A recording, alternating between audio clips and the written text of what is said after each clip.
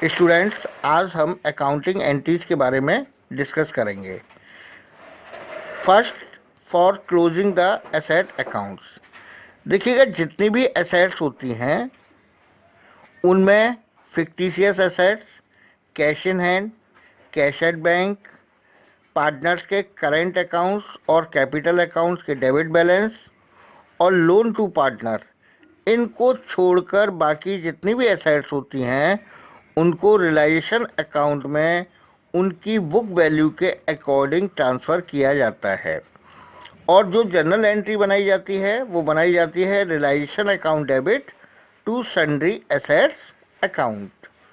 अब यहाँ पर हम बात करते हैं कि अगर मान लीजिएगा किसी एसेट्स का प्रोविज़न या रिज़र्व आपको गिवन है तो उसको भी रियलाइजेशन अकाउंट में ट्रांसफ़र किया जाता है, जैसे investment fluctuation reserve account debit to realisation account या provision for doubtful debts account debit to realisation account.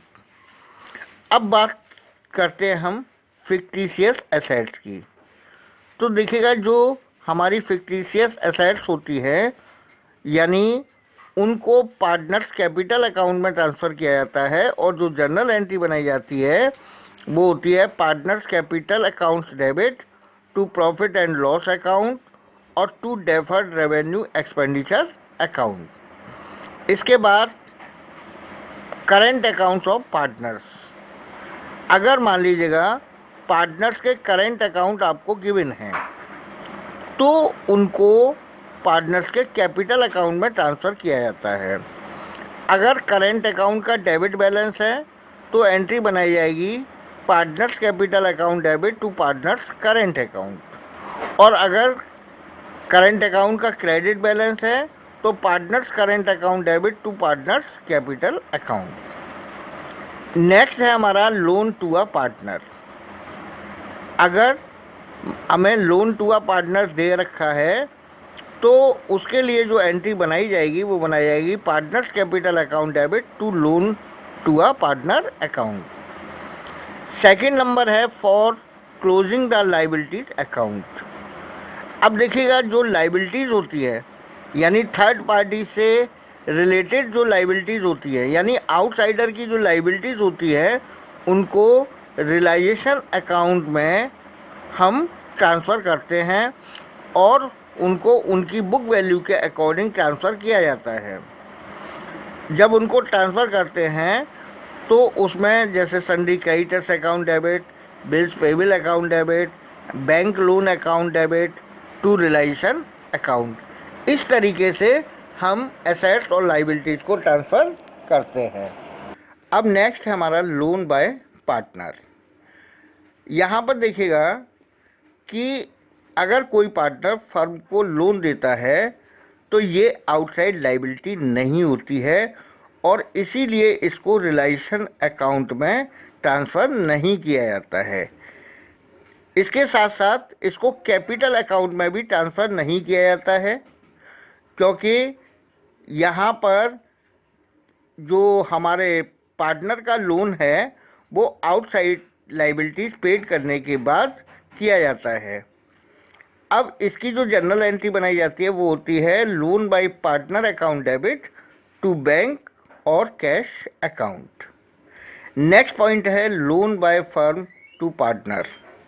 अगर मान लीजिएगा फर्म किसी पार्टनर को लोन देती है तो ये फर्म की एसेट्स होती है और इसे हम पार्टनर्स कैपिटल अकाउंट के डेबिट में ट्रांसफ़र करते हैं और इसकी जो जनरल एंट्री बनती है वो बनती है partners capital account debit to loan to partner account. Next है हमारा पार्टनर्स कैपिटल अकाउंट्स। अब पार्टनर्स कैपिटल अकाउंट और करंट अकाउंट के जो बैलेंस होते हैं उनको इस अकाउंट में हम शो करते हैं। अगर मान लीजिएगा किसी पार्टनर ने फर्म की कोई एसेट दी है तो उसे कैपिटल अकाउंट में डेबिट किया जाता है, और अगर मान लीजिएगा किसी पार्टनर ने फर्म की लाइबिलिटीज़ टेक इन करी है या लाइबिलिटी का पेमेंट किया है तो उसे कैपिटल अकाउंट में क्रेडिट किया जाता है। तो इस तरीके से पार्टनर्स कैपिटल अकाउंट हम बनाते हैं। अब हम बात करते हैं कि जो फर्म के रिजर्व या अनडिस्ट्रीब्यूटेड प्रॉफिट या लॉसेज होते हैं उनको किस तरीके से ट्रांसफ़र किया जाता है। अगर मान लीजिएगा फर्म के पास प्रॉफिट एंड लॉस अकाउंट का क्रेडिट बैलेंस है, जनरल रिजर्व है, तो उसे हम पार्टनर्स कैपिटल अकाउंट के क्रेडिट साइड में ट्रांसफ़र करते हैं। और जो जनरल एंट्री बनती है वो बनती है profit and loss account debit, general reserve account debit to partners capital account. अगर मान लीजिएगा एक्यूमुलेटेड लॉसेज है तो जो जनरल एंट्री होती है वो होती है partners capital account debit to profit and loss account यानी debit balance to deferred revenue expenditure account. अब नेक्स्ट हम बात करते हैं कि रिलाइजेशन का जो प्रॉफिट या लॉस आता है यानी उसे हम पार्टनर्स कैपिटल अकाउंट में ट्रांसफ़र करते हैं। अब यहाँ पर अगर मान लीजिएगा रिलाइजेशन पर हमें प्रॉफिट होता है तो जनरल एंट्री बनती है realisation account debit to partners capital accounts, और इसको हम हमेशा उनके ओल्ड प्रॉफिट शेयरिंग रेशो में ट्रांसफ़र करते हैं। अगर रिलाइजेशन पर लॉस होता है तो एंट्री बनती है partners capital account debit to realisation account. अब नेक्स्ट हम बात करते हैं कि पार्टनर्स का फाइनल सेटलमेंट कैसे किया जाता है। अगर मान लीजिएगा पार्टनर्स की कैपिटल में डेफिशिएंसी होती है, पार्टनर को अमाउंट लेकर आना होता है, तो जनरल एंट्री बनती है बैंक और cash account debit to partners capital account. और अगर मान लीजिएगा पार्टनर्स को पेमेंट किया जाता है तो जनरल एंट्री बनती है partners capital account debit to bank और कैश अकाउंट। अब स्टूडेंट हम डिस्कस करते हैं रियलाइजेशन एक्सपेंसेस। अब देखिए रियलाइजेशन एक्सपेंसेस या डिसोल्यूशन एक्सपेंसेस वो एक्सपेंसेस होते हैं जब फर्म को डिसॉल्व किया जाता है तो फर्म की जो एसेट्स होती है उनको सेल किया जाता है और लाइबिलिटीज़ का पेमेंट किया जाता है। अब ये जो एक्सपेंसेस होते हैं यानी ये पार्टनर्स या फर्म कोई भी कर सकता है। अब अगर मान लो पार्टनर जो है एक्सपेंसेस करता है तो हम पार्टनर को उसका रेम्यूनरेशन पेड करते हैं, या फर्म करती है तो फर्म डायरेक्टली एक्सपेंसेस पेड करती है। और ये जो एक्सपेंसेस होते हैं इनको रिलेशन अकाउंट में डेबिट किया जाता है। अब यहाँ पर हम देखते हैं कि अगर मान लीजिएगा रियलाइजेशन एक्सपेंसेस फर्म ने ही बॉन्ड किए हैं, फर्म ने ही पेड किए हैं, तो जनरल एंट्री बनती है realisation account debit to cash और बैंक अकाउंट। सेकंड है अगर रियलाइजेशन एक्सपेंसेस फर्म ने बोर्न किए हैं लेकिन पार्टनर ने पेड किए हैं तो एंट्री बनाई जाती है realisation account debit to concern partners capital account.